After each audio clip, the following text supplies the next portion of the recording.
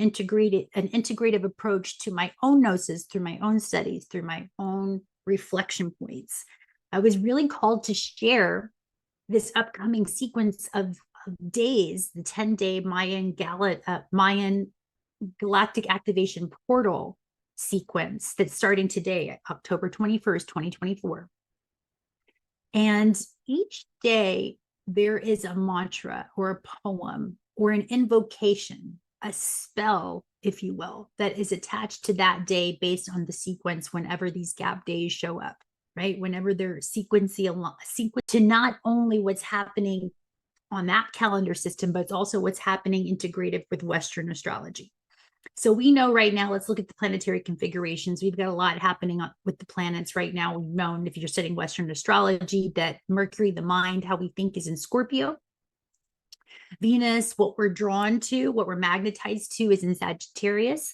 The sun, where it's shining its light, it's in the balanced faculties of Libra.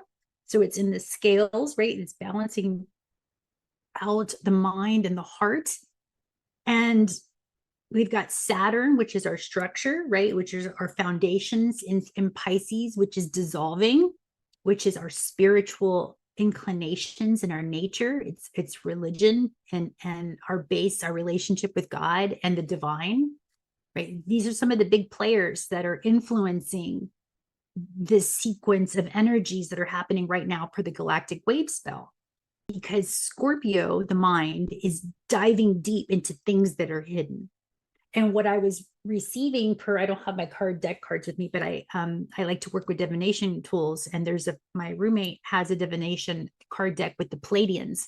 And if you work with the Pleiadian star system, the card that I pulled, it was the same card, and it had to do with the temple per the Mayans, right? So this card came up for me twice. I think it was called I'll have to put the card up. I can't think of it right now, but it came up for me twice. And as I was sitting meditating on it, it actually had a full moon and it had a comet, right? So we know you've got this approaching Atlas comet. It's been going on. We had the full moon in Aries that just approached. So this card was almost identical to the energy.